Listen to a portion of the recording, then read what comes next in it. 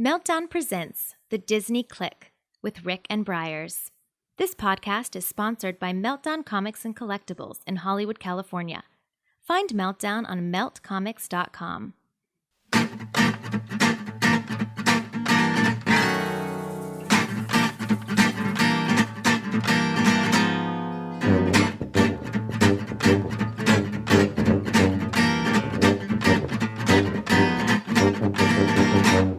Hey guys, welcome back to the Disney Click.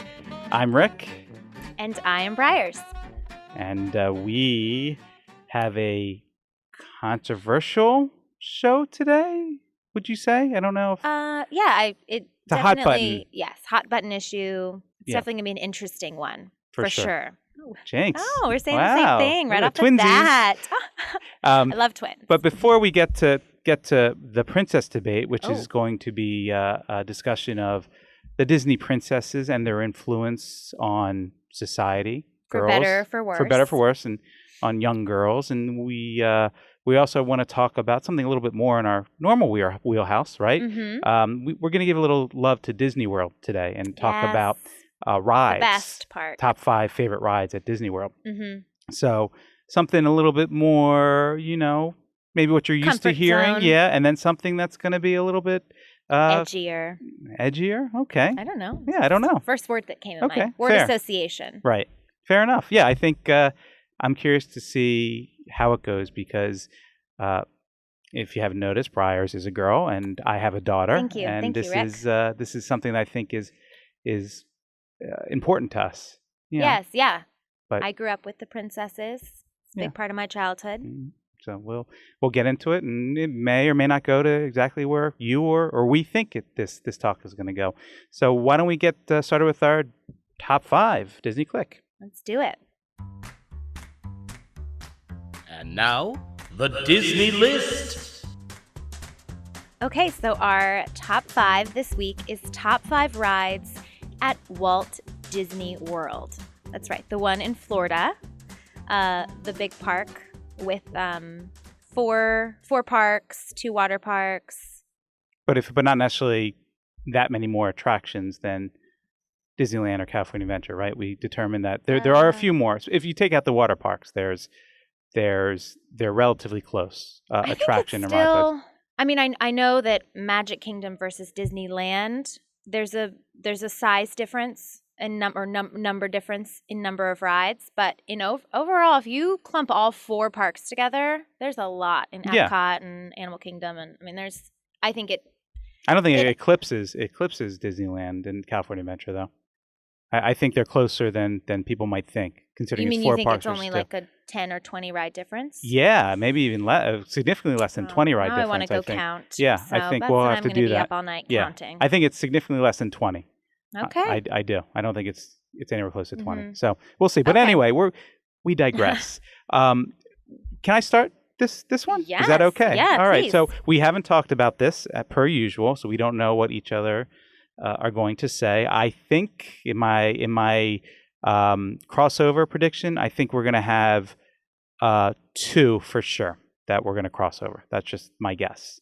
What do you think? How many are we going to have crossover? I'm looking over my list again, and yes, I would actually say exactly 2 as well. Okay. And this is interesting, but yes. Did you find this challenging? I mean, interesting enough, I found this pretty easy for me. Yeah, that's what I was thinking. There was a few that I thought about, but I had my rationale for why it was a little easier to leave them off. My 5 jumped out at me fairly easily, with a couple exceptions. But yeah, I mean I would say the same, but I could also do a top 5 for each park. I'm not sure I could do it. Well, I don't want to get into too much, but I'm not sure I could do it for a couple of the parks. Would have been a lot harder for me. So, but my number 5. Okay. My number get 5 right into it. is a one that's here at Disneyland as well. The Haunted Mansion. The Haunted Mansion is for those who have listened, is sort of my big memory ride. This is the ride that I felt like the first ride in my life that I kind of conquered. I was scared to go on, and I did it, and I loved it, and it was just such an accomplishment. And it was the one at World. At World, it was the one at World, right? absolutely.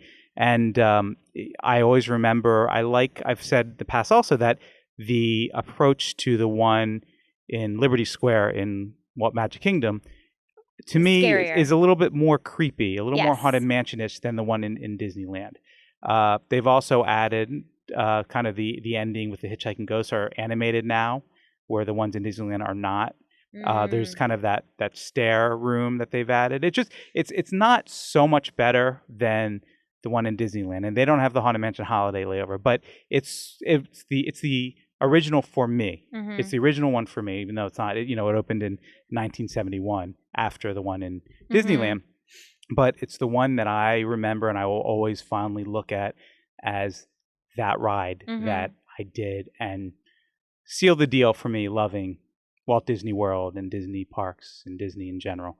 And just it's a wonderful ride, and it certainly has a place on both my lists for Disneyland and Disney World, and that's the honor that it might be the only. I can't remember back to my Disneyland list, but it might be the only one that hits both of my both lists. The only ride that hits both lists for Disneyland and Disney World. So. I'm so surprised it's your number 5. I had in my mind I thought it would be number 1 for you. Maybe slide down to the 2 spot. So I can't give it number. I can't give it number 1. Guessing for your next one. No, I can't give it number 1 because I think there are other rides that are more uniquely Walt Disney World than Haunted Mansion. Yeah. That's probably why it lost a couple. And then several things I left off the list because while I love them at Walt Disney World, I think that the Disneyland versions are actually better than the Disneyland versions are better than the Disney World ones. So and I that definitely picked some of mine because I think the World ones, are stronger.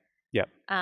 My criteria overall was because it might not be what maybe people would usually pick as their top 5, but I really looked at like execution of theme throughout and a really strong cue. That makes a difference for me. Like a ride that has a strong story, and that there are thrills, but that they're connected to the story and the setup. I love rides that have like a waiting room with visuals before going onto the ride. Right. So that was a big factor for me. I've been told by a producer that there are 16 more attractions at Disney World versus Disneyland. Now I'm not sure how the attractions are. Disneyland has 16 more attractions than all of Disney World, is what I'm told. Including just Disneyland over Magic Kingdom. Disneyland versus Magic Kingdom? Oh, yeah, but okay. we're talking about all 4 parks versus the 2 parks. So that's misinformation. It's actually that's Magic Kingdom versus Disneyland. That I would expect. The question is, does Disneyland and Disney California Adventure together as 2 parks have close to they don't have more, but close to the 4 parks in Florida. So okay. Yeah. Well, after hearing that, it's closer probably than I guessed. Closer than you think, right? Because I knew Disneyland had more than Magic Kingdom, but 16 is surprising. That's a lot. Yeah, I'm telling you, it's really close. Why don't you go on to your number 5? Okay. My number 5 is the Great Movie Ride in Disney's Hollywood Studios. I had a feeling that would be on it. You say your thing, then I'll say my piece. I knew this wouldn't be on yours. I didn't see this being a crossover. It's definitely not on mine. Oh, okay. Well, I don't mean. Sorry, I didn't mean to sound so hostile about it. I'm just saying it's definitely not on mine. Okay. Did that tone of voice help convey my? A little bit. Okay. But it's all love. It's all love. Yeah, until I say why it's not on my list, then there might be a little less love. Go ahead. Okay. I don't steal your thunder here. Yes. This ride's in. Also, I haven't been shy in the past about saying that how much I love Hollywood Studios. A lot of that comes too from just my love of movies, and I love that park gives you so many opportunities to feel like you're in a movie or on a set. They've recently closed down the backlot tour, which I loved. It was a shadow of its former self, though. At the end, I mean, it really was not really much of anything. We have like home movies of it, and it's not like that anymore. They chopped. It was basically disaster. They used to have like waterfalls going over you. I mean, it was amazing. And fires. You basically just see that canyon scene with the tanker and the fire, I think, and that's all you see. I think it's now they just call it disaster. Involved. Yeah. Right. Well, that's not my number 5. And it's gone now, right? Yeah. But the Great Movie Ride, currently sponsored by Turner Classic Movies, I believe. New sponsor. Yes. Has a great queue. You walk past, going back to, kind of my criteria, what I love about the great rides at Walt Disney World. You go past famous movie memorabilia, costumes, the shoes, Judy Garland's shoes from The Wizard of Oz. And then to actually go on, I think the ride is just, it's so well done. It's immersive, and you go through so many different films, different decades. And I just, as a child, I think I can look back from a very young age. I had an intense passion for film, and I just remember, and I still feel that when I go on it, feeling like you're part of the movies. And there's very few, I don't know if there's any other rides outside of Disney, even at Universal, where they claim to like take you into the movies or onto sets and things that feels like quite like this. So, right. So it sounds like, I mean, I don't know if it's a nostalgia factor that puts it in. I don't think it's a bad ride, by the way. I appreciate what they try to do. They try to mix sets with live actors and make this grand sweeping scale. And it is cool in that sense. But something about it doesn't quite have the Disney magic for me. It just, it doesn't, I don't hate it. Yeah. I don't hate it, but I don't love it either. Yeah. It's not a must do. I've been in that park several times and burn. we can't go to Hollywood Studios together. Well, no, I would do it. I would do it. Just, I feel like I have to apologize, but it's not. I don't think it's a terrible. Like I don't have the hate. Not a terrible ride. I don't have the hate for it that you have for Tiki Room. Put it that way. It's fine. It's fine. But I mean, I think I definitely, the films that they choose to do on it are so much fun too. It's Wizard of Oz and Indiana Jones. Alien. I like the Alien one. Yes, Alien. Casablanca.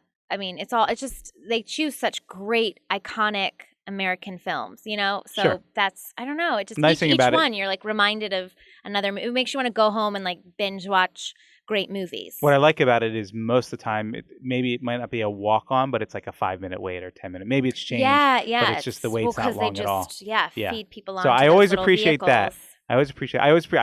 Little Mermaid at Disney's California Adventure is okay. Yeah. It's fine, but it's such a short wait that I don't mind doing it. And my daughter loves it, so I'm happy to do it. I'm happy to do it. So good. All right. Well, that's it. Very nice. All right. My number 4. This one I know. I'm stealing your thunder on our list. I'm pretty almost sure of this. Is Splash Mountain. Splash Mountain. I know. I just kind of how it. Just kind of how it's it. Okay. I would rather it be on your list than not be. Yeah, you'd be insulted. Splash Mountain at Disneyland and Disney World are both very, very good and among my favorites. But something about the Disney World version, I don't know if it's how it's set, if it's a little longer. I can't put my finger on exactly. I know the last time I went there, we were there a late night at the park, and we rode it probably 10 times over and over again because we could stay on it, and it's a fun ride, and it's just done. It opened in 1992 in Walt Disney World, and the Disneyland one opened a little bit earlier. I know the Disneyland one was first. They just perfected it just a little bit more at Disney World, and it's a lot of fun. I really appreciate it, and it's a nice twist on the Flume ride, which almost everybody loves. And I guess I don't have a whole lot to say except that I like the music, and it's just a fun ride. Well, I mean, I can say, going along with your story, there are very few rides I could list off that I would want to go on 10 times in a row. So that right there is a huge plug.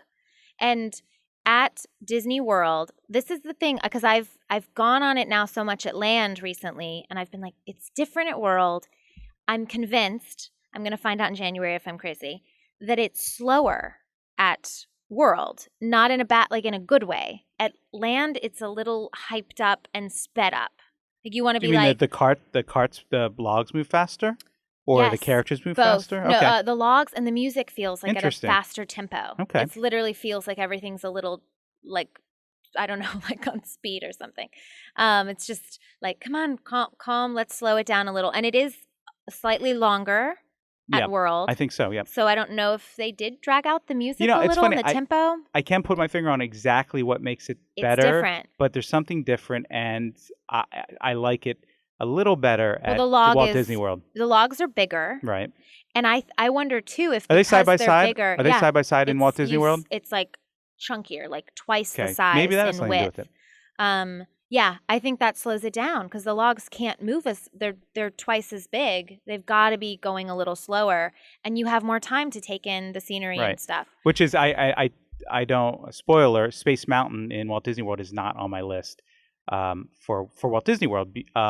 Maybe in part because it's a little bit rougher. I think the car's a little different than the ones in Disneyland, and this is kind of the reverse. I think the logs are different in Walt Disney World, and I like them better in Walt Disney World than in Disneyland. Whereas I think I like both at World. I like it single file at World because it's so unique to be on a coaster sitting. I'll be curious when you go on Space Mountain again. Yeah, because I'll have a fresh perspective. And you might still like it, but if you kind of go with just an open mind and try to relate it back to Disneyland, I'm curious what you're gonna think now that you've been on Disneyland one a whole lot more now. I assume. Space Mountain. Yeah. So, okay, enough about that. I'm sure you'll talk a little more about it. But yeah, I will mention it again. But it is a higher. Last thing, it's a bigger drop at World. I think I've looked up the feet. Really? Okay. And I mean, it's like 5 or 10 feet difference, but it makes a difference. Yeah, you feel that when you're making a sudden drop. But, Oh, I'm being dead serious. You feel the difference? Okay. It feels scarier, and maybe because the log is bigger, it drops faster. Newton's law, right? Right. Right. If I it's don't heavier. know. Am I making up science right now? Yeah, I'm not. Okay. Science was never my strong. I'd be an Imagineer if science was my strong. It wasn't my strong suit either. Well, obviously. Thanks, Rick. Joking, kidding. So kind. So much love coming. Yes. So would you like me to move on to my number 4 then? Of course. Did you want to say more about Splash? No, okay. You're good. I don't want to steal everything. If you have anything more to say about it, so. Okay. My number 4, which I feel like this could be a crossover one, is... Oh, there might be 3 now that I'm thinking about it. Yeah, because I wasn't expecting Splash from you. Oh, okay. Is Expedition Everest in Animal Kingdom. Yeah, that's definitely on my list. Okay. Yeah. Oh. I won't comment too much on it. Okay. Well, I feel like it could be high up for you. So I'll just skip. My piece this is a newer ride. You might have give the exact year. It's 2006. 2006. Built Okay. into the newest ride, I believe, in Walt Disney World. There's certainly the newest e-ticket ride, unless you count if you count the Seven Dwarfs, mine. I do count that. All right, then it's the ride. second newest. The second newest. I know you don't. No, there's more of a case for that than Roger Rabbit Cartoon Spin. So. Oh yeah. So I will give you that. Okay, so go ahead. Yeah. So one of the newest rides in all the parks. Going back to what I love about Disney rides in particular is the story that's there and the queue, and the ride itself is incredible. It's a roller coaster. It goes backwards. It's scary. The Yeti is incredible. I don't want to ruin the ride for people. That's the one part that I will criticize. And an otherwise great ride, the Yeti. I think the Yeti. It's been a broken Yeti. It's been the Disco Yeti for far too long. A strobe light. It's supposed to move. It was supposed to move, and it broke fairly early on, and now they just have a strobe light flashing on the Yeti. So that's the one little disappointing thing. It didn't seem broken. Maybe I didn't know any different. Yeah, possibly. I don't know. Okay. I love the ride otherwise. So. Okay. But yeah, the story they create that you're on this hiking expedition and all of the actual artifacts that they got and placed throughout the queue is so cool. I just remember feeling, and it definitely, it's impressive for a ride to get you nervous as an adult, but to also put you in the story. And I didn't go on it for the first time until I was an adult, and because it wasn't built yet. And I remember feeling like I was a hiker, or like, part of this expedition. And so it's just from A to Z a perfect ride, and it ups Animal Kingdom's game tenfold. For sure. I'm trying to think. For sure. Before that, Animal Kingdom needed the boost. Animal Kingdom was a pretty weak park, I thought, before. Yeah. Ever. So there really wasn't a ride reason to go to the park. The safari. But I mean, I don't know. I think they do a great job on the safari. I just think you can get that in a lot. It wasn't so much better than some other places that I had to go to Animal Kingdom. Now Everest is there. I feel more drawn. And now with Pandora and everything. Well, with the Pandora, the world of Avatar will certainly up again. But it sounds like you're going to talk about it. Yeah, I'm trying not to say too much about it. Yeah. But great ride. Yeah. Number 3, which I don't think will be on your list, I could be wrong, but I don't think it will be, is a Rock and Roller Coaster. And is it on your list? It is. Oh my gosh! Okay. We're twinning. It's my number 3 as well. Okay. So we can. All right. Fist nice. bump. Boop. We're reaching across the table. I tried to have a moment. It's kind of a moment. I just missed the Big Hero 6.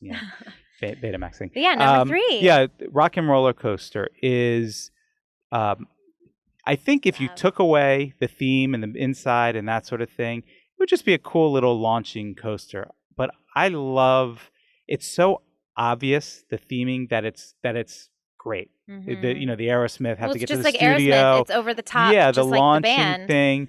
It's quick, but it doesn't feel stretch so quick. limo. Yeah, it's just a fun ride. Mhm. And although maybe I can't ride roller coasters quite as often as I used to, Mhm. it's so much fun, and love the theming, and it's just I don't know. They really did a great job Mhm. with the ride, and Absolutely. it's a roller coaster that the theming incorporated into the roller coaster, and that's this day and Takes age. it to the next I like level. roller coasters are fine, but roller coasters that are themed are really I love. I love Yes. that so much. Yeah. So I kind of hope they do California Screaming. I wish they would like put a big show building around California Screaming, Yeah. and They're kind of similar, it's got the same start, a little that bit fast smaller. start. It's definitely a shorter roller coaster than Right, because it's outdoors. shorter as in height wise.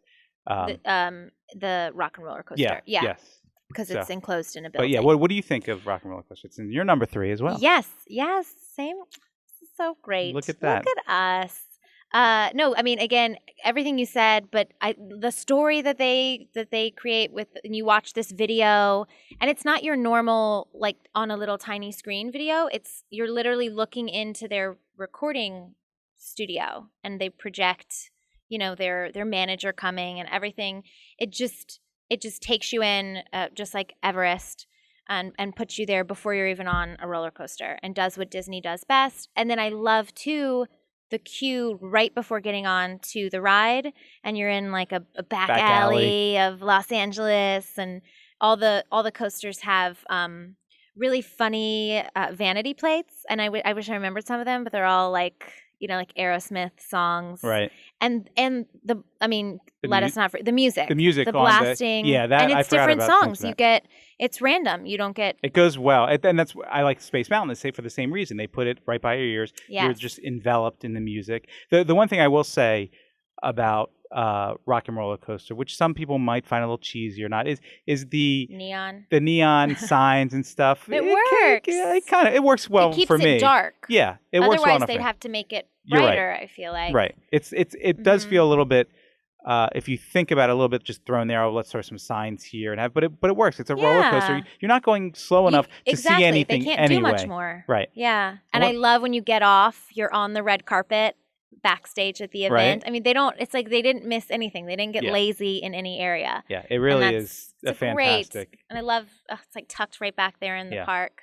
Great park, Hollywood Studios, by the way. Are you baiting? Are you baiting me here? No, it will be a great park in a handful of years. Nope. When Star Wars and Toy Story comes. There's already some Toy Story there. It's not good now. It's okay. It's Disney. For Disney, it's okay. But it's Disney, so it should be better than that, what it is. And it will be. I think it's great, and it's going to be top notch. I think it'll be great once the Toy Story Land and Star Wars Land open. But right now and the past several years, it has not been a good tough park to compete with once that comes in. Yeah, well, Magic Kingdom will always compete with it to some degree. For nostalgia. Right. Yeah, I mean, they have good rides too. But number 2, my number 2 is one that I know will be on Briars. Gosh, and it's gonna be your number 1. I'm predicting it's definitely gonna be your number 1. She knows it's Tower of Terror, Disney California Studio. It's not your number 2? We'll see. Okay, I know it's on your list though, because we're living a lie if it's not on your list, because you always talk about how much. You love I this. would be a liar. Wait, so we're living a lie. I didn't say you're a liar. Oh, okay. Yeah, I softened it. See? I didn't feel. Oh, okay. Yeah, just make sure you weren't. Tower of Terror. I'm so flattered you would choose such great rides. Tower of Terror was it's the bomb at Walt Disney World. What I miss in California Adventures, it is the third or fourth dimension, whatever they call it, where the cart moving forward, going through the door, the randomization. There's randomization. There's randomization. You're right. Land, you're right. But it's a little harder. How much can you randomize? It's just. I hate drop rides. I don't like free fall. Same. Kind of like I can't. So we probably talked about this before. Yeah. I just don't like it. The theming with Tower of Terror, Twilight Zone Tower of Terror, is amazing. Is so good that I don't care that. I still feel a little hint of nerve anxiety going on it because it is a drop ride, Mm-hmm. but it is so amazing, the theming, that it just makes me want to go on it anyway. Mm-hmm. That's a testament to the Imagineers and what Disney does with something that I would otherwise couldn't stand. And now it's number 2 on my Walt Disney World rides. It's just a fantastic, amazing ride. And I would love to go on the other versions around the world because one of them has moved away. I think it's, I want to say it's Hong Kong. It could be Disney Sea or Hong Kong. I can't remember which one. It's gone now? No, it's a Tower of Terror, but it's not Twilight Zone Tower of Terror. Oh, we talked about this before. It's a different, the Society of Adventurers, and they steal an idol that is, or not, it's some sort of idol or something they steal that causes havoc in the hotel. So they've gone away from the Twilight Zone That's theme. great, though. Yeah. But I hear that's fantastic as well. So I have done the Euro Disney one. Yeah. Which is, I will warn people, I think is scarier because the video beforehand is in French. And I even speak a little French. And I was like, I don't really know what he's saying. And he's still giving the same spiel, but there's just something like scary that someone's being like get ready to drop. Yeah, yeah. Oui, I just oui. remember Bienvenue, la Tower du Peur, or Tower of Terror. any excuse like, to give some ooh. French, right? Bien I know. Je suis désolée. So what do you like? I know. Is it number 2 on your list? It is number 2. Okay, all right. Now I'm honest, my 2 and 1 are interchangeable. So it could be number 1.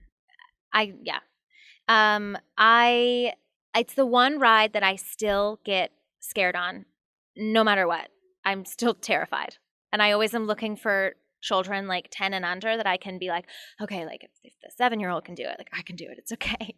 But because it's still like that's how strong the queue is and how the video beforehand and just every element of waiting for that ride and the setup is so brilliant that it still gets you. And I've gone on it with my grown siblings and we all still get so scared because it's just so well done.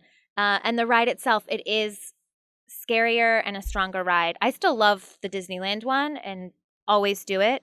But it's that the vehicle shifting into its like lock zone. And I still remember the first time I did it, sitting next to my mom and just asking over and over again, are we dropping? Are we dropping now? When are we dropping? And you could hear that click into place.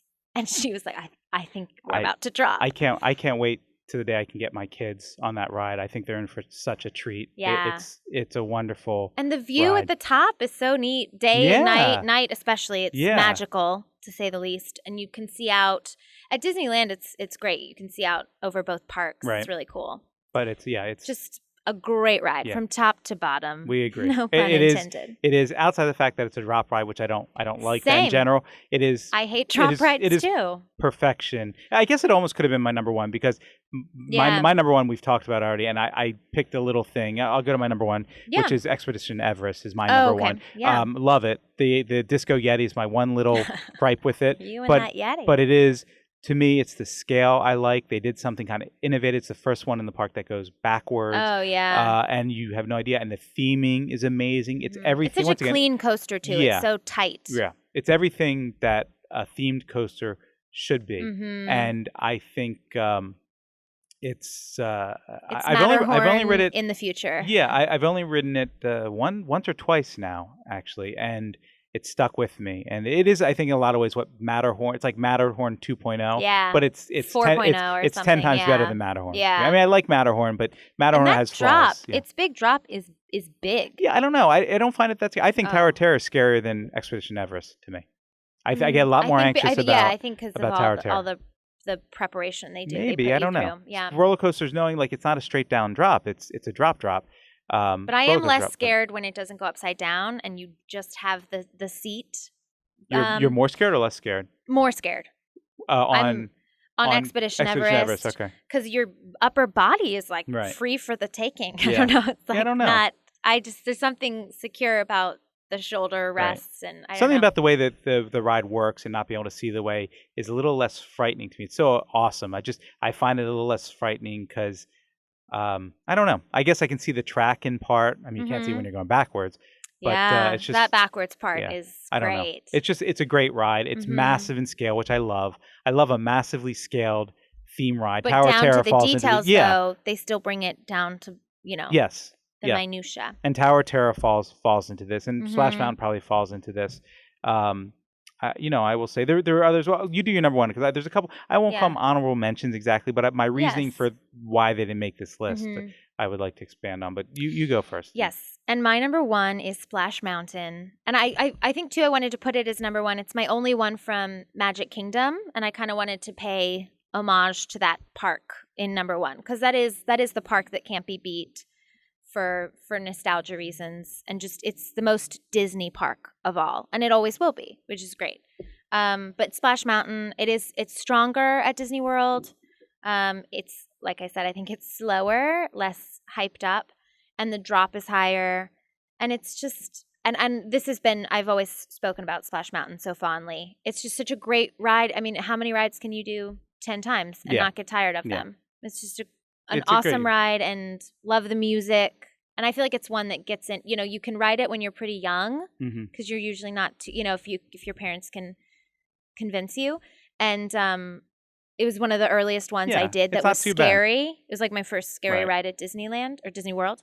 And I've been converted. I can't say the right part. And so I think it just, for nostalgia reasons, it's tops. Right.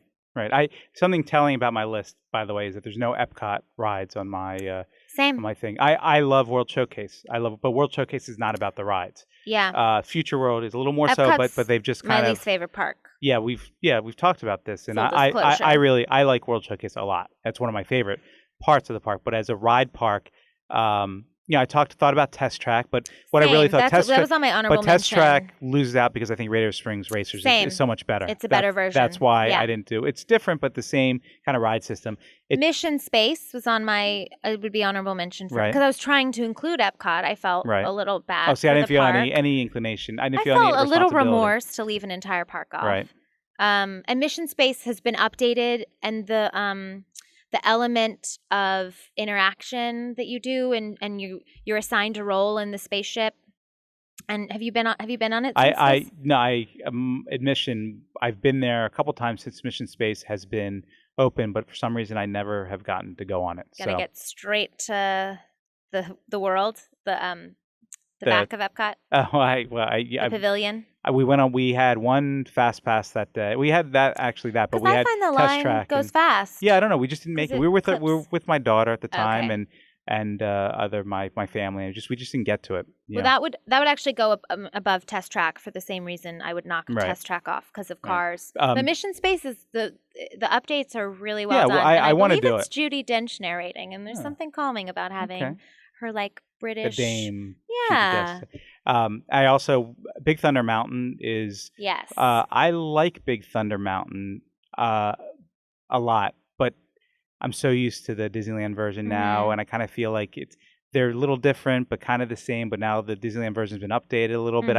I have a love for Big Thunder Mountain, but I didn't. Same. I thought there's other things I just deserved to spot. Well, I think before. these other coasters we mentioned have just stronger story through lines and cues, and just a bit more immersion when you go on them. Right. And Thunder Mountain is great, but the line is just kind of I'm walking through rocks. Yeah. Cool. Yeah. So. But there's it's a great one. Yeah. So there's a lot of great rides, and it all started with the rides for me there. I don't know if that's my love, and I actually just went with my son a solo trip this past weekend to Disneyland, and he is taking after his dear old dad. Not the Daredevil quite yet, but all he wanted to do was rides, and we did probably 10 or 11 rides, which is a lot for a Saturday at Disneyland, and that's all he was so happy to do all that. And he did the swinging gondola and the Ferris wheel. They call it the Mickey Wheel of Death, the ones that swing. He just ran and said, "I want to go on the swinging," and I'm like, "What?" And so I'm hoping this is a gateway to him doing a couple more. I think that's scarier rides than Indiana Jones. For sure. So that was just that's great. A little asterisk to my love of rides. Has he done Splash Mountain?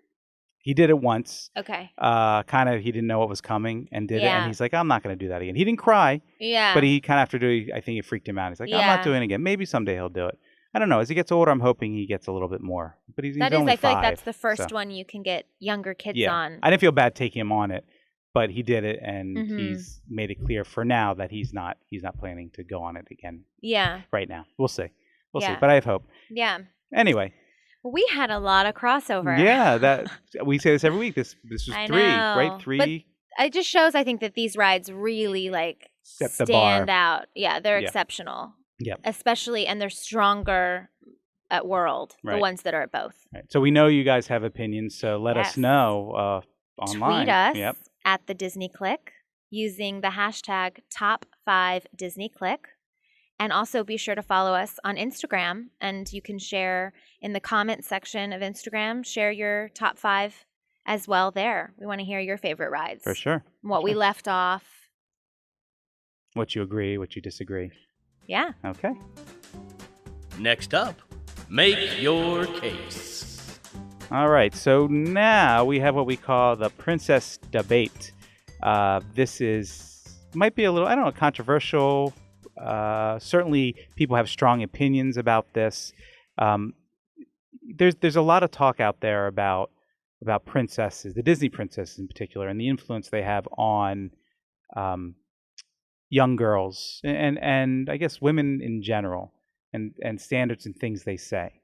And it's a little strange for me to talk about because I'm not a woman, if you haven't noticed, but I do have a daughter. Mm-hmm. And Briers does not have a daughter, but she is a not. woman.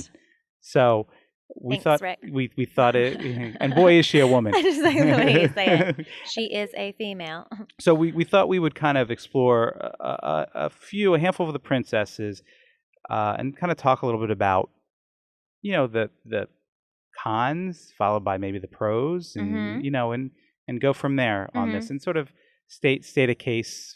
Whether we agree or disagree. I don't know. Some of these are a lot harder to defend than others. And I want to start with, Yes. And I will say, a jumping off point here, ranker.com has it's not a list, a handful of princesses that they name as kind of bad influences. Mm-hmm. And they've been ranked by people, viewers to the website. Right. Can rank, so the list can change. Yeah. Yeah. So we're going to mention a few of these and maybe cut some excerpts from ranker.com's list as a point of conversation. And the first one I want to highlight is a newer one, Ariel. Ariel, yes. Okay. Ariel. Did I pronounce her name a little. wrong? I was worried. It's my accent or something. No, it's fine. Yeah, it's your accent. Right. So something that Ranker says She's that I thought newer-ish. But I mean, you would think that things have come. 90. It's in the 90s, right? Or 80, might be 89. Might be 89. Yeah, it 89, might be I believe. But there's a big difference between that and, let's say, she is 89. The 60s, confirmation. right?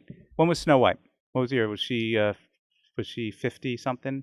I don't know. We should know this. 56, 58. But there's many year difference between those things. So we have Ariel, and something that the person at Ranker points out is, I'll read this little excerpt. Anyone who thinks that Ariel is a good example of what women should be probably hasn't seen The Little Mermaid or doesn't really understand what independent means. Ariel certainly is strong-willed, but she is hardly independent. She wants to leave the sea, which is ruled by her caring, land-loathing father, to go on land, to marry some guy she doesn't know a thing about, who rules some little principality in whatever European country that the movie takes place in. Her station isn't going to change. They kind of make a good point. This is supposed to, she wants to be independent, and I appreciate that message. But what she wants to be independent on is she literally gives up her voice for a man, right? For a Not man, her she figurative barely voice, knows. her literal ability to speak. Right. So it is just like it's pretty to throw Ariel indefensible, under the table, right? I mean, it's pretty indefensible. Oh yeah. So what are your thoughts on that? I'm not going to defend Ariel. Well, okay. I want to say at the onset. So Disney Princess is a media franchise owned by the Walt Disney Company, and it launched in 2000 as a franchise. So I read that, and I do realize, looking at images now of all the princesses, they now have their like franchise image, which is them in their gown, usually like post prints if they've made any changes, like Rapunzel cutting her hair. She's brunette, the short hair throws people off. So I grew up, my childhood was pre the franchise. And I feel that. I feel that that we just would get one princess at a time. You took her at face value, you liked her, you didn't. And now it's like, these are the princesses. Like, you're in the crew or you're not. And so I feel that it's being pushed much more as like this image thing from Disney I don't know if you But noticed that with your daughter. I mean, I don't. But she No, is into the princess. She's out of the princess phase. Right. But she had a princess phase for sure. I mean, I don't want to get in my feelings too much at this point. Mm-hmm. I want to save that toward a little more at the end. I have definitive feelings about it, but when it comes to Ariel, like, how is there any defense for Ariel? In that respect, or another way, perhaps that I'm missing. No, I mean, I think so. Ariel's story, it's a retelling of Hans Christian Andersen Mermaid, story. Right. So, I mean, I don't fault Disney for that. They're retelling a fairy tale. So, but I don't think little girls are looking at Ariel and saying, "Oh, I want to leave my life as a." They're not mermaids. I think they're looking to her more as an image thing. Let me put a fin on. I don't see her as like ruining. I think that probably holds true for a lot of these prints. I think as adults we maybe overthink some things that the girls aren't thinking, but I think there might be a subliminal message going on teaching these girls body language. I mean, there's just a lot of things that can be pointed out. Ariel's a tough one. The more I think, I'm like, poor Ariel. Yeah, she was not one of my favorites, and I'm saying that now proudly. Right. But in doing sort of my research or looking over this sort of thing, Ariel was the kind of the big shot. I never really thought so strongly about it, but she really is not a great example. And she's not the newest. I know she's not one of the brand new ones, but she's definitely not one of the old ones either. She's not the super old one. She's in the middle. It seems not as advanced for when the movie came out to me. She's like a segue point. So I found that the princesses were grouped into 3 groupings, and there's the original 3 under Walt, and that was Snow White, Cinderella, and Aurora. All right, we'll get to those in a minute. Yes, here, right? And those you can group together and there's a lot of flaws. Well, I'm gonna stop you there for a second.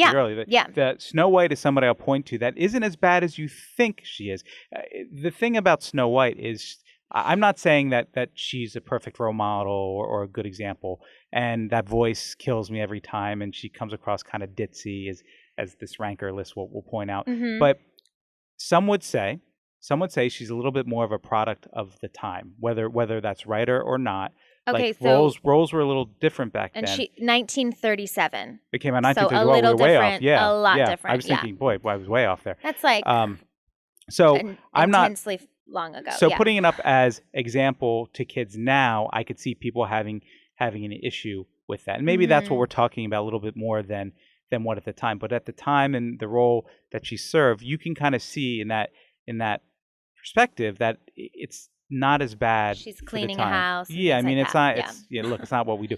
Who is more of an issue is the evil queen, who reinforces the message that you're old and kind of washed up. You're ugly, you're old, and that equals evil. So it does perhaps send a message that you don't look good, you're not thin, you're not. But it's whatever, ironic because she looks great before she goes evil. Yeah, but she's just not the prettiest. She's right. She looks as less than when it comes to looks. Someone younger. And so that is a message that I could see being sent to kids. Well, and that's sent out just in Hollywood media and for sure. Youth, and I mean that's always been around for sure.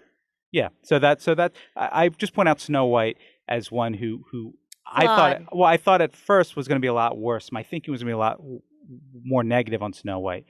Now you go to Aurora. Oh, Aurora's a mess. She's first of all, she doesn't have much. She doesn't have much over Ariel. You think? No, sorry, no. Of the for sure of the original, those original 3 during the Walt era. I agree. I'll say. There was something that I thought. I'm quoting from the ranker list again. It's Sleeping Beauty is the last princess movie to have had Walt Disney's personal hand on it. She's a princess who doesn't know she's a princess and therefore has no aspirations besides meeting other humans, preferably male humans. She really doesn't do much in this movie. And maybe that's not the fault of the princess. Well, it's called Sleeping Right, you're Beauty. right. But you look at the movie, but she's awake as much as she's asleep in the movie, right? I mean, I know she sleeps, but she's there at the beginning. She doesn't have much to do except pan away, for what else is out there and a guy. She's like barefoot in the woods. Maybe a little bit in the Ariel mold of things or whatever. You think about it, it's not, once again, I don't know if kids are really thinking about this. Which they go back to back. Outwardly. Those two. Right. What back to back? Oh, Ariel. in and terms of coming out. who are you talking about? Aurora and then Ariel. In terms of coming out? Princesses, like in the order. Oh, the interesting. Sequential It order. goes from Sleeping Beauty and then Ariel's the next princess we see? Yes. Wow. I would have thought there had been something else in between. I didn't think about it. Yeah, I guess there was a gap there for a while. Yeah, okay. I know there's plenty of films in between there. Just but, no princesses, so, official princesses under the franchise. Right. So you think about it, and it's a little bit, maybe it's the script of the story, but there's really not much to Aurora, or Briar Rose, whatever you want to call her. Well, I will say too today, knowing younger girls, Aurora is hands down the least favorite, least acknowledged. And I don't know if that's to say least acknowledged. I don't know if that is because I don't think it's because of these things, but maybe that lends itself that she's just not as interesting and doesn't bring much to the table, and so girls don't connect to her. Right. I don't know if I've ever met a child like, who's your favorite Disney princess, and they're like, Aurora. She inspires me so much.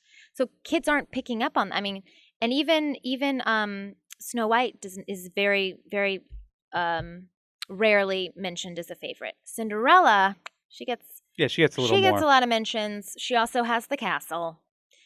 Literally, the castle in Disney World is her castle. Well, Aurora has the Disneyland castle, but that was just product of the time. Yeah. Well, yeah, and it's not as great of a castle. I mean, it's still. I don't think people identify it. People don't associate it as her castle. But that doesn't mean people it's don't still even know there. It's hers. Right. I agree with like that. They know it's Cinderella's castle, and it's Well, so the groupings. So then after those original three, there's what's referred to as the Disney Renaissance era from 1989 to 2000, and that had Ariel, Belle, Jasmine, Pocahontas, and Mulan in that order. We get better. You can literally witness the transition of these girls having larger parts in the film, becoming the title character with Pocahontas and Mulan. The film is about them. We already talked about Ariel, but I want to point out Jasmine probably gets Jasmine gets probably I a strong. her for Halloween one year. Okay, so I'll be careful what I'm saying.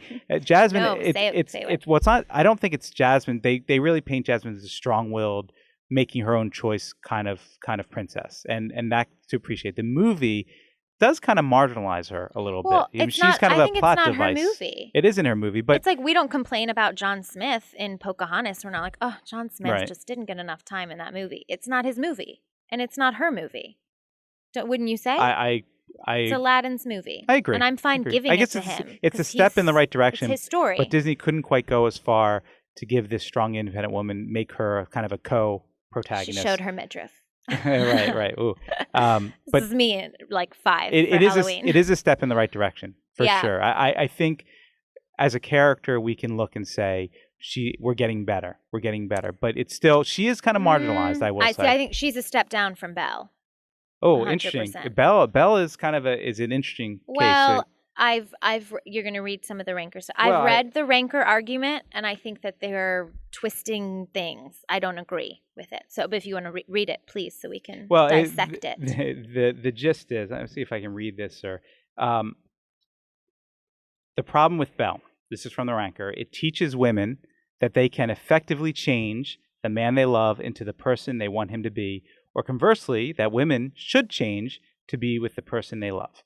And I don't think Belle changes in the film. She changes in terms of beginning to love the Beast, but she herself does not change so that he'll like her. I agree with that, but that's a false argument. I agree with what you just said, but I do also agree that it's the idea that you can change a man is very much present in that film. I love Beauty and the Beast. Yeah, but mind you. This is not a disclaimer. It's one of my favorite animated Disney film. He softens towards her, but he doesn't suddenly change personalities. No, you're right. He's not like, oh, I used to like this, and now I like this to please you. And she is a prisoner there, but it is true that that's part of the whole Beast element. I mean, there's a whole mystical element that he's not human. But do you think it can send the message that men can be changed or should be changed? No. You don't think it sends that message at all? No, I think it's a fairy tale, and they're like, the kids are like, he's literally a beast. Right.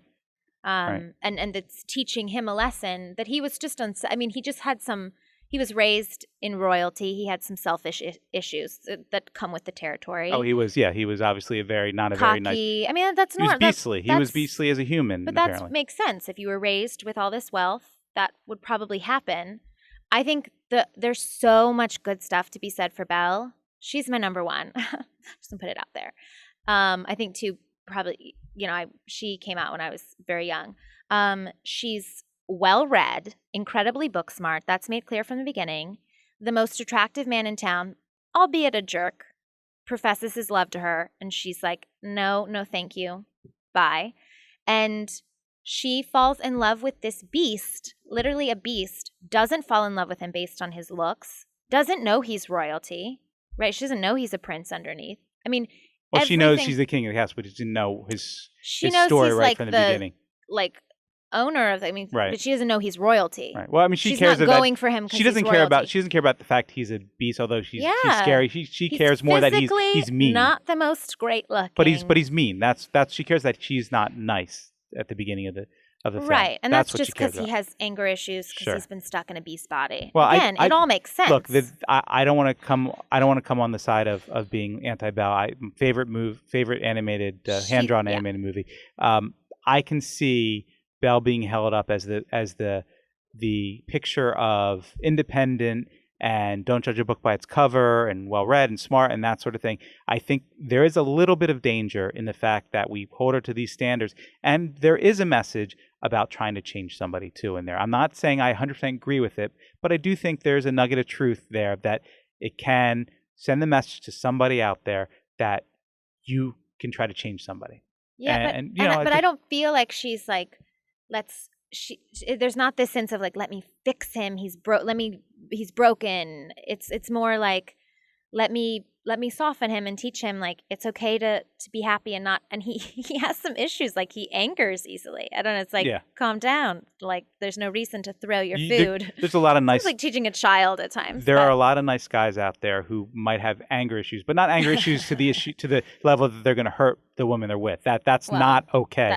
But I have a lot of friends who have a temper, and they're still great people, and they would never lay a hand on anybody. Yeah. So that part of it is okay. But maybe that's if human. they met a great girl that they were, really into, they would want to show like how there's goodness in them, and they wouldn't want to let that side be shown. Yeah. But it's not changing their personality or changing.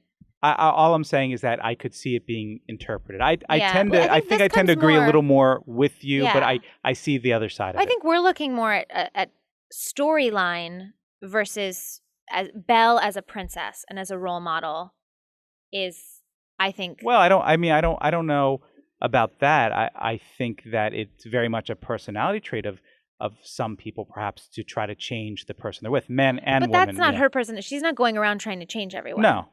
She's doing this. She's having this in her relationship with someone who she's falling in love with. So you're saying the story perhaps pushes the idea that this person changes. The story is that he needs to change, and that's why he literally was changed into a beast by an old woman. Sure.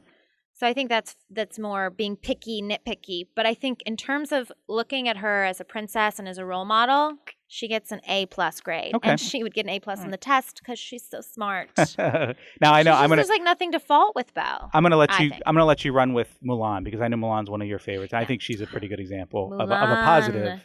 Yeah, again, and she's the end of that Disney Renaissance era before moving into these newer princesses post 2000.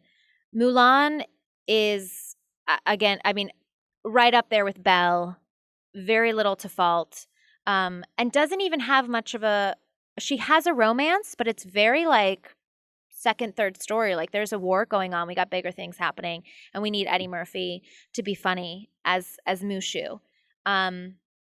So yeah, Mulan, everyone hopefully knows the story or is familiar. She cuts off her hair and joins the war to fight on her father's as the male representative for her family. She's, I think, everything you would want in a role model for young girls. What are your thoughts on Mulan? I agree. I don't have a lot. Mulan's not a film that I'm super familiar with. I've seen it a couple times, but it's been a long time. Your daughter seen it? I think she has. No, I thought she has. It's a I tend to. I think she has. I actually think she has, but I'll have to ask her. But I do think it's a film that many a parent can hold up to their mm-hmm. daughters and feel good about, or feel okay, at least relative to some other princesses. Mm-hmm. Speaking of a newer princess, is the obvious is Frozen. Anna and Elsa. Well, so to clarify, Yeah. Anna is the princess. Right. One of them is Elsa by the end is queen. And but it kind of but she will not be able to be receive the ceremony and be inducted as a princess. I mean, I could see Disney fudging that because she's so beloved and they sell so many of those gowns. For the sake of argument, I'm going to include it. But they're very different. They are different, but Elsa's really important because she is, even though she's the Ice Queen and whatever, she doesn't have a storyline where it's about falling in love with somebody. Mm-hmm. She's kind of the voice of reason, and she goes through this journey without the help of any man or anything like that. She's strong. I mean, Frozen, say what you will about it, if you like it, if you're sick of it, whatever. In a lot of ways, it's probably the best film in terms of progress for the Disney princesses or the women of Disney. See, I think Mulan had already set that standard, but Mulan had more. She was the title character, and they gave her more. Whereas, like Elsa, at times she's one note. Yeah, but Anna, they attack Anna. The idea of her liking a guy, they almost put a spin on the old Disney tale, like you hardly know this guy and you're gonna fall in love. The film attacks it directly. Right. So I actually think it takes a step further from Mulan as far as really just tackling the subject head on and saying you don't have to do this. Making fun of it, but she still. I mean, it's dead serious. She but still it's does fall for a guy in 5 minutes. But you realize how. But it's the message of the movie. One of the messages of the movie is that be careful. It doesn't work that way. It takes time to get to know somebody. Be friends with them.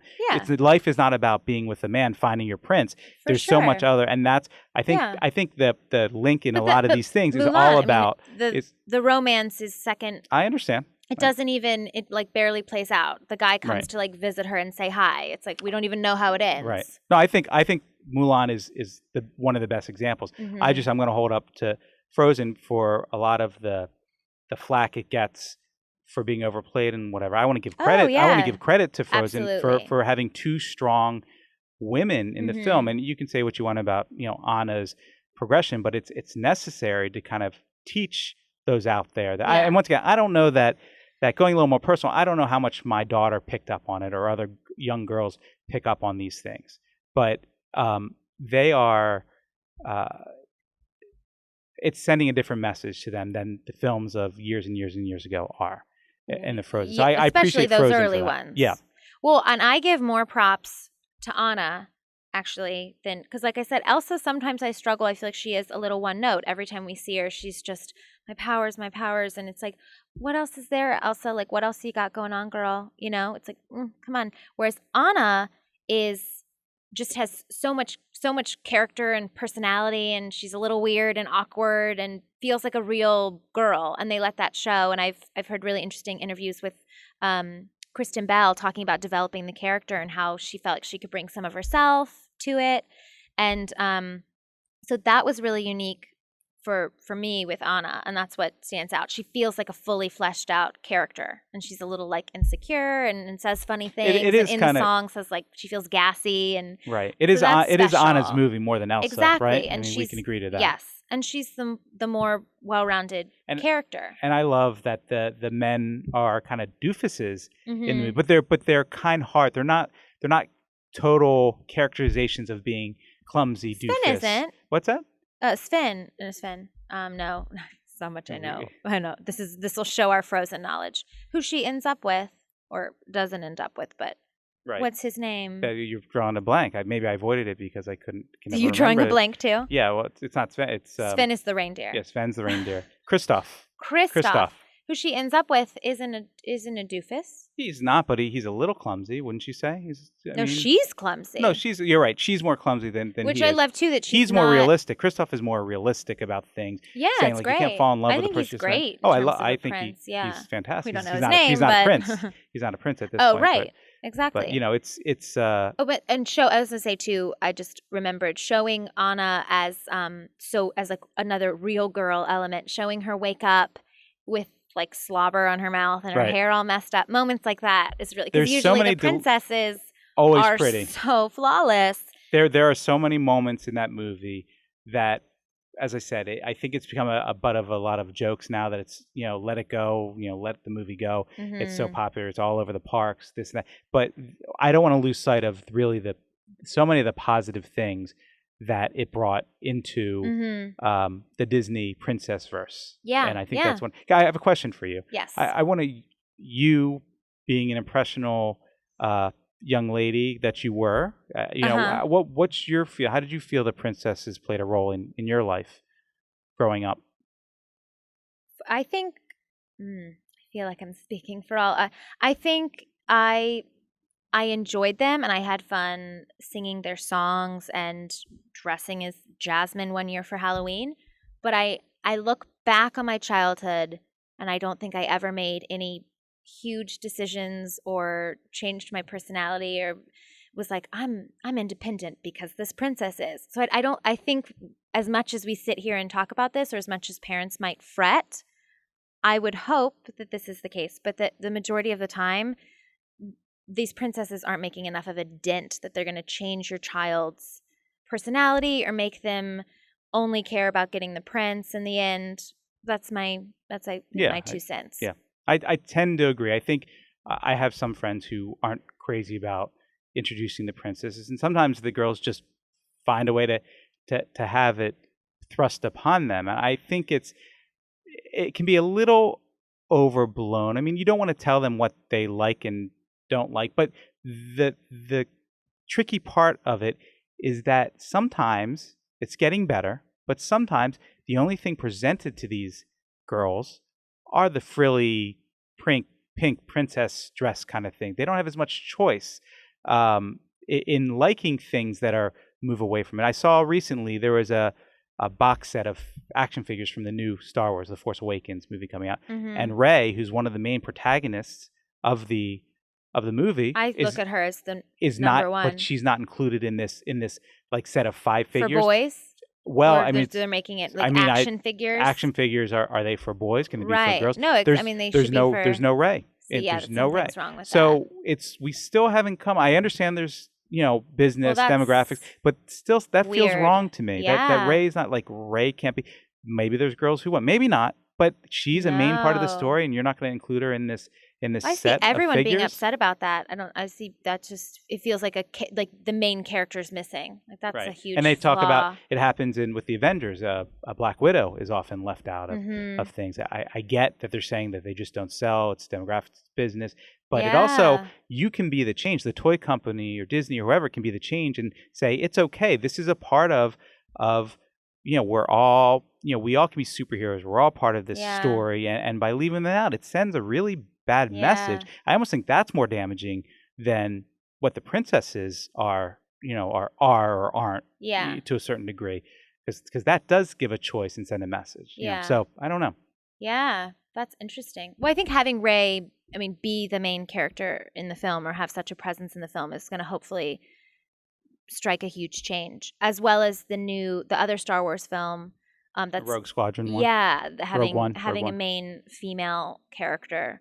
Because Leia was always there, but she was always Princess Leia, and that's how she was referred to. They just said, by the way, they don't refer to her as princess. It's just going to be Leia, right, in this movie, something like that. So that feels like change right there. Right. So I have a lot of mixed feelings about this princess thing, and I having a daughter, it's I want my daughter to grow up to be strong and independent, and at the same time, admittedly, I want her to find somebody who she can share her life with and be happy, but not count on it, not wait around her whole life waiting for that. That's not the number one, or it's not if it isn't everything. Her happiness shouldn't be tied to only that, but she might want to get married someday, and I just want to make sure she makes the right choice. But up until that time she makes that right choice, I want her to live her life independently and to be happy and not have it tied to being with somebody else.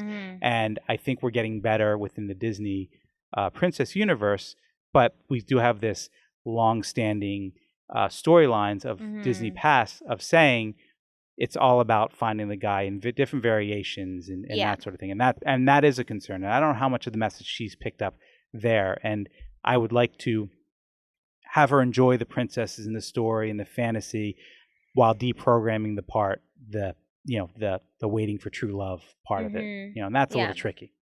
Yeah. No, that's interesting. Now I'm just thinking about it from that viewpoint. But yeah, I think they've definitely changed that storyline, or it's evolving. But I think the romance thing is always going to be part of it. I mean, that's part of most that's okay. films. I mean, that's part of life. But so you can argue that that's geared towards families and young girls, that we can explore it a little bit more, as we have, and hopefully have been at least somewhat thoughtful and reasonable. And it's interesting through this exploration. I've thought about it in the past, but I did a little bit more. This is a little more thinking about it, and I don't have any significant problems with my daughter or girls loving their princesses. But I think it's also up to naturally the parents to teach them, the right message. Hopefully, I think about it too. If I were a parent and I would be like full exposure to princesses, I wouldn't mind, because I don't think it goes as deep as we're maybe worried about in influencing them. But also, I think of other options of what they're going to be drawn to, or influences that are available to them in today's day and time in our culture. And I'm like, please, like, be into the Disney princesses. That's like a better option than what's provided. One thing that my daughter is getting into, we'll see how long it sticks, but is coding. Computer science coding. She's taking after school class in it weekly, and she seems to really like it, and I'm kind of excited for that. I think that's something they're very underrepresented. Star Wars is doing a tied-in with, I think it's code.org, about coding for all people, but especially girls and underserved populations. And I think it's wonderful. I think it's something that is a needed skill in the future. It's something seen as supposedly not female friendly, and that's not true. Girls can code just as well as guys, and I think it's great that my daughter and other girls and people are being pushed to say, hey, this is fun. So it's another example. Carly Kloss is really into coding. Who is? The model. I don't know. Carly Kloss. Close? Am I saying her name right? I don't know who that is.